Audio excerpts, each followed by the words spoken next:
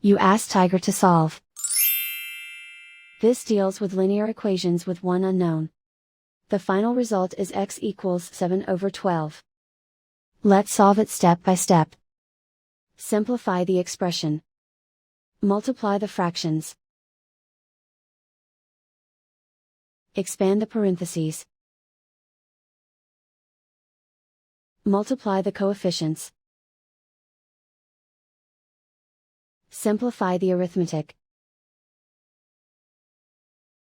Break up the fraction. Simplify the fraction. Simplify the arithmetic. Group all constants on the right side of the equation. Add 3/2 to both sides. Combine the fractions. Combine the numerators. Reduce the zero numerator. Simplify the arithmetic. Convert the integer into a fraction.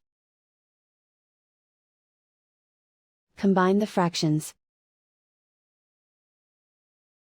Combine the numerators. Isolate the x. Divide both sides by 6. Simplify the fraction. Simplify the arithmetic.